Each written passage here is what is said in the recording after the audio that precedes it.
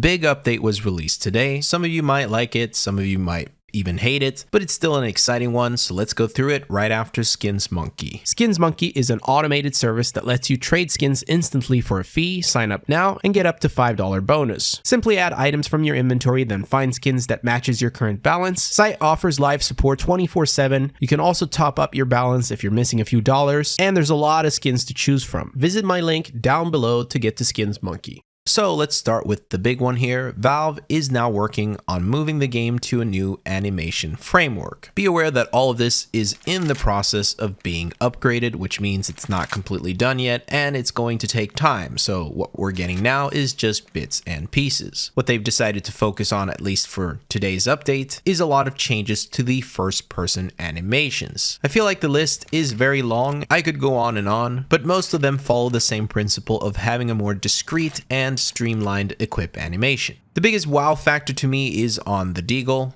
Then of course we have our usual suspects like the AK and the M4s. They all show subtle differences, some of them stand out a little bit I guess, but it's definitely there and it's visible. Well, not just visible, Valve decided to add new sounds to make the changes even more dramatic.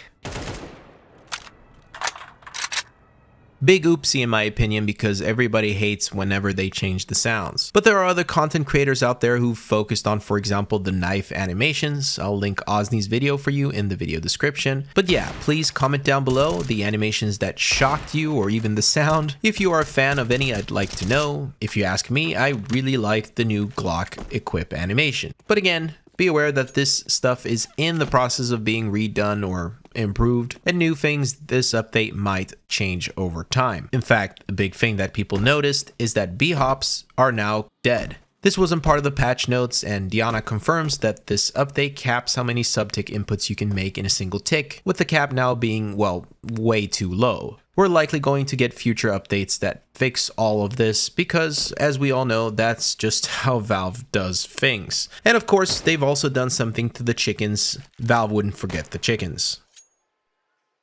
Next up, we get to some gameplay improvements, and some of these are bangers. The first one is a little bit hard to cover. This is more trial and error, but basically it's supposed to improve damage prediction when shooting while moving, which is part of the damage prediction feature, which I actually would not recommend using right now because of too many false positives, even on LAN. This next one is pretty good because I don't know if you've noticed, but if you use one of these bad boys and decide to shoot, then reload, then shoot right after, it stubbornly tries to resume the reload even after you've fired, which in retrospect doesn't make much sense. Well, this is no longer a thing now, so after you shoot, it doesn't try to force the reload. Then there's a patch note here about Valve fixing surf ramps that sometimes froze you in place, which means this is like the 5th time we've seen patch notes like this. It's really a never-ending cycle. But this one is a little bit more interesting because it goes hand in hand with this. Basically new speed-sensitive sounds that play while surfing, which kind of sounds cool. By the way, none of this is enabled competitively,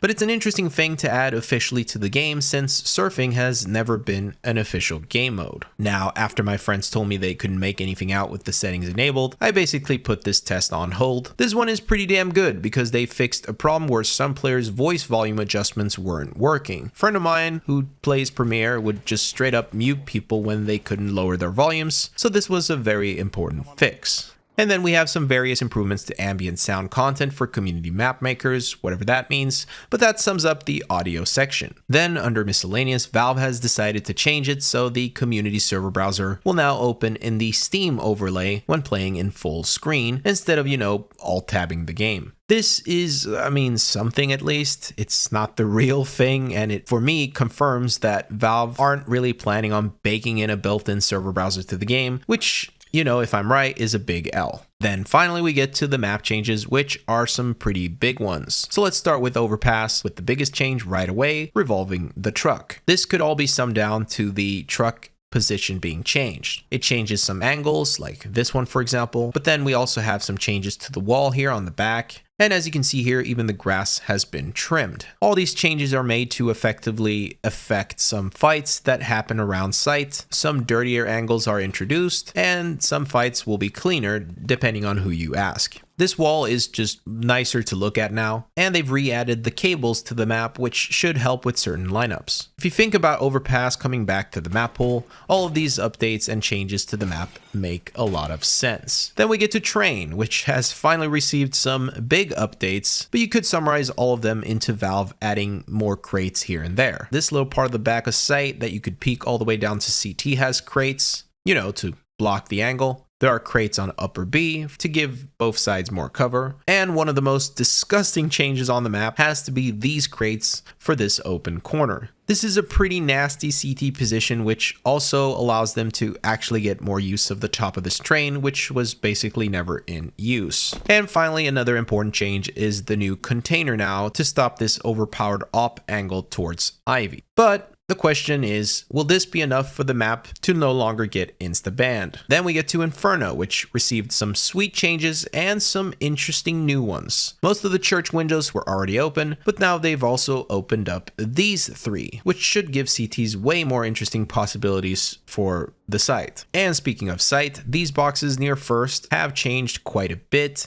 And the back of church, well, this area is first of all not so wide anymore, but it's also been simplified in its layout, which I actually really like. What I don't like is the balcony change with the railings blocking everything now. This just makes T's pathway annoying. This small change is a nice one, however. I like the flatter mid approach. And they also decluttered Banana, which by the way meant that the little red thing towards the car, don't know what it's called, is gone. It might have even ruined some lineups. And the wall is much brighter now for some reason. Also, speaking of lights, the arch has changed a little bit, but that pretty much sums up Inferno and all of the important map changes for today's update. If you have anything you want to comment, type watched if you've seen the entire video, just so I know where you're at, but I'll see you guys soon. Peace.